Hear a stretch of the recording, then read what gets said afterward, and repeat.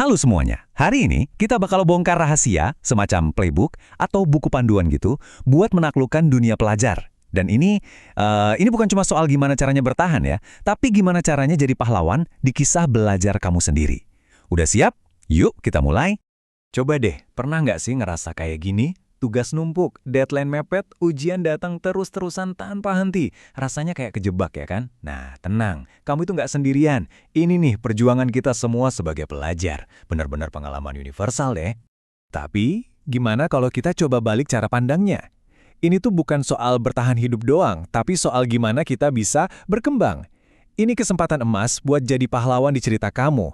Semacam perjalanan pahlawan gitu deh, your own hero's journey. Kuncinya?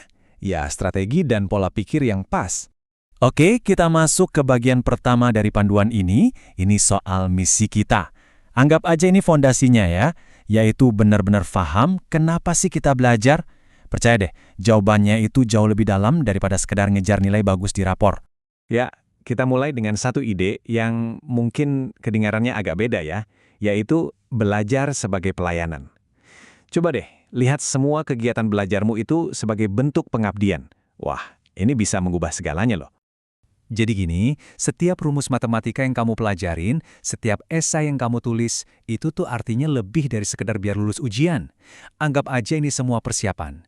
Kamu itu lagi ngasah senjata buat bikin dampak positif di masa depan sesuai sama tujuan besar yang kamu pegang. Nah, ada satu contoh keren nih dari tradisi Jesuit, namanya AMDG. Itu singkatan dari bahasa Latin, Ad Majorem Dei Gloriam, yang artinya demi kemuliaan Tuhan yang lebih besar. Tapi, terlepas dari apapun keyakinanmu, prinsipnya itu universal. Kerjain setiap tugas dengan sebaik-baiknya, sepenuh hati, sebagai bentuk pengabdian untuk sesuatu yang lebih besar dari diri kita sendiri. Prinsip ini sebenarnya ada di banyak ajaran loh. Contohnya, di kitab suci Kristen Kolose 3 ayat 23. Intinya yaitu, bekerja dengan excellence dengan kualitas terbaik, bukan buat pamer atau cari pujian, tapi sebagai persembahan untuk tujuan yang lebih mulia. Kalau dipikir-pikir, ini benar-benar naikin standar kerjaan kita ya kan? Nah, pertanyaannya sekarang buat kamu, fokusmu itu ke pembelajaran atau sekedar ke nilai? Kalau cuma fokus ke nilai, motivasinya itu jangka pendek, cuma bertahan sampai rapor keluar. Tapi kalau kamu fokus ke belajar yang sesungguhnya, kamu lagi membangun kemampuan berpikir kritis. Dan itu aset seumur hidup. Oke, kenapanya udah dapat ya? Sekarang kita pindah ke gimananya. Kita butuh strategi yang praktis. Sebut aja strategi ini The Daylight Rule atau aturan sinar matahari. Coba kita bandingin deh. Belajar pas siang hari, pas matahari masih terang. Itu artinya otak kita lagi di kondisi paling siaga. Plus, guru dan teman-teman juga ada kalau kita butuh bantuan.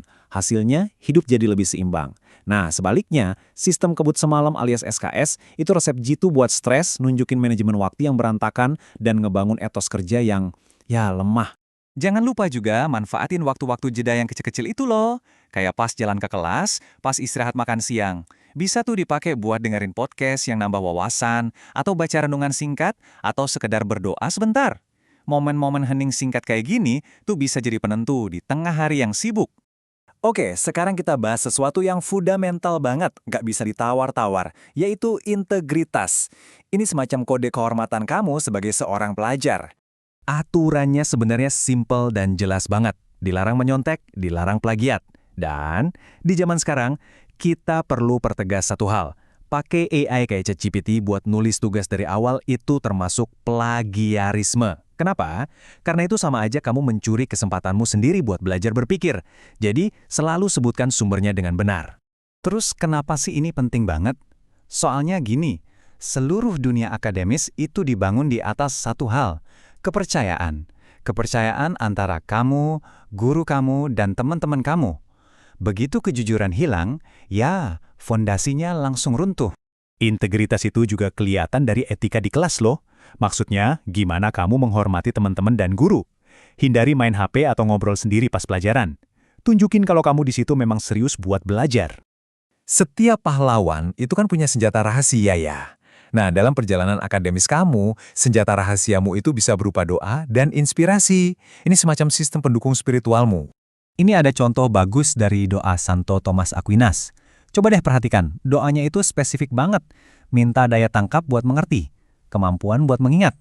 Nah, apapun agamamu, kamu bisa lakuin hal yang sama. Sesuaikan doamu dengan kebutuhan belajarmu. Minta kejernihan berpikir, atau kekuatan buat fokus. Terus coba deh cari panutan intelektualmu. Bisa ilmuwan, pahlawan, atau tokoh inspiratif lainnya yang relevan buat kamu. Pelajari kisah hidup mereka, gimana mereka ngadepin tantangan. Cerita mereka itu bisa jadi pengingat kalau kamu nggak berjuang sendirian. Coba juga latih yang namanya recollection, atau gampangnya tetap sadar secara mental dan spiritual. Di dunia yang isinya notifikasi dan distraksi digital terus-menerus, kemampuan untuk tetap bangin dan fokus itu, itu superpower. Jadi, coba deh jauhi dulu semua kebisingan itu. Oke, kita sampai di bagian rintangan. Setiap pahlawan pasti nemu ini kan. Nah, anggap aja ini momen buat naik level. Jadi kalau ketemu kesulitan, itu bukan tanda kamu gagal, tapi justru kesempatan buat jadi lebih kuat. Misalnya nih, kamu dapat nilai yang kurang bagus, atau mentok sama satu pelajaran. Jangan langsung nyerah. Coba persembahkan perjuanganmu itu. Maksudnya, kamu ubah rasa kecewa itu jadi kekuatan spiritual. Jadiin itu semacam bahan bakar buat jadi pribadi yang lebih tangguh. Jangan takut buat minta umpan balik ya. Ada tradisi namanya The Dawn Rag. Ini semacam sesi feedback intensif sama mentor atau guru. Tujuannya bukan buat ngejatuhin kamu. Anggap aja ini adalah kesempatan, bukan kritikan.